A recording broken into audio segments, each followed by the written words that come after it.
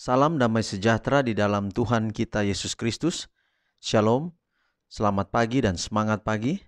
Dan juga saya mengucapkan selamat hari Sabat. Puji Tuhan, kita telah ada di hari ini, 19 Maret 2022. Dan pekabaran firman Tuhan kita di hari ini dengan judul Allah tidak menahan hal yang baik. Allah tidak menahan hal yang baik.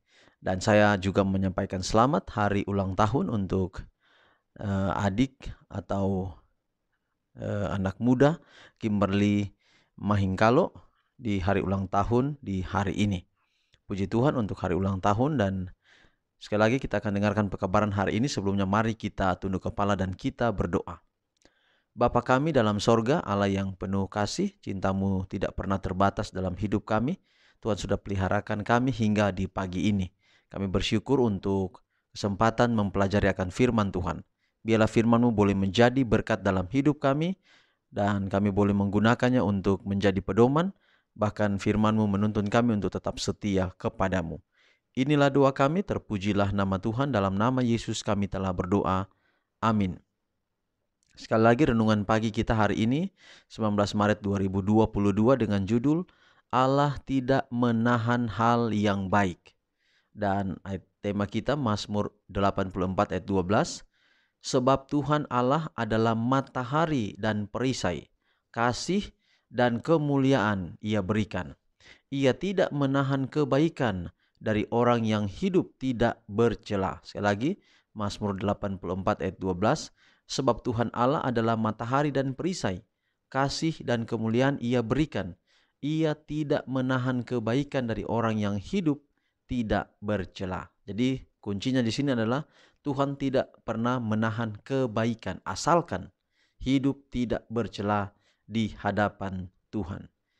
Janji Allah itu penuh dan berlimpah, dan tidak perlu ada orang yang bergantung pada manusia untuk mendapatkan kekuatan. Kepada semua orang yang berseru kepadanya, Allah dekat untuk membantu dan menolong. Dan Dia sangat dihina ketika setelah meminta agar kita percaya, kita berpaling dari Dia. Satu-satunya yang tidak akan salah paham terhadap kita. Satu-satunya yang dapat memberikan nasihat yang tepat dan beralih kepada orang-orang yang dalam kelemahan kemanusiaan mereka cenderung menyesatkan kita. Allah mencintai para malaikat yang tidak berdosa, yang melakukan pelayanannya dan taat pada semua perintahnya. Tetapi Dia tidak memberi mereka kasih karunia. Mereka tidak pernah membutuhkannya, karena mereka tidak pernah berdosa. Rahmat adalah atribut yang diperlihatkan kepada manusia yang tidak layak. Kita tidak mencarinya, itu dikirim untuk mencari kita. Allah bersukacita untuk menganugerahkan kasih karunia kepada semua yang lapar dan haus akan itu.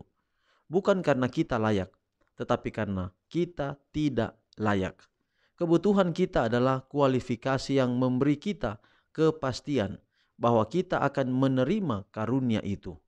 Emas dan perak adalah milik Tuhan, dan Dia dapat menghujani mereka dari surga jika Dia memilih. Tetapi gantinya melakukan hal ini, Dia telah menjadikan manusia sebagai penata layanannya, mempercayakan kepadanya sarana bukan untuk ditimbun, tetapi untuk digunakan dalam memberi manfaat bagi orang lain. Dengan demikian, Ia menjadikan manusia perantara untuk mendistribusikan berkat-Nya di bumi. Tuhan merencanakan sistem kemurahan agar manusia menjadi seperti penciptanya, yaitu memiliki karakter yang baik dan tidak egois, dan akhirnya menjadi bagian bersamanya dari pahala yang kekal dan mulia.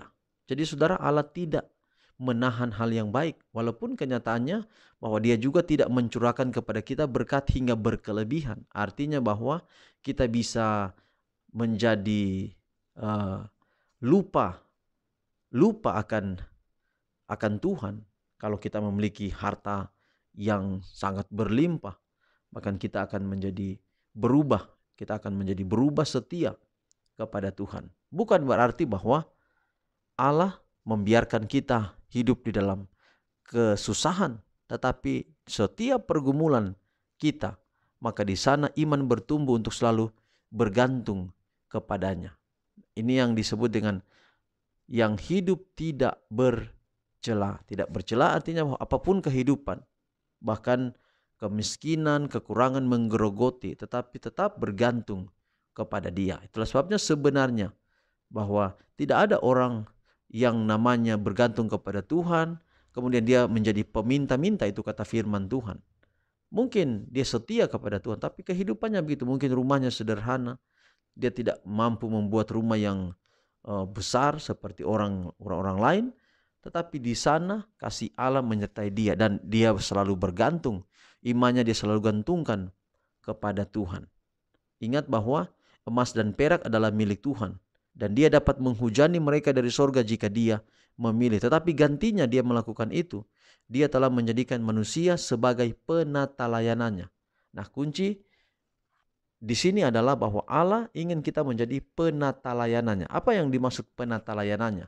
Artinya kita menjadi mengelola apa yang Tuhan sudah letakkan di atas dunia ini. Walaupun memang akibat dosa adalah laki-laki harus berpeluh untuk mencari nafkah. Nah, itu akibat daripada dosa. Tapi alam yang Tuhan sudah ciptakan ini, kalau kita gunakan itu dengan baik, maka itu akan menjadi satu kebahagiaan.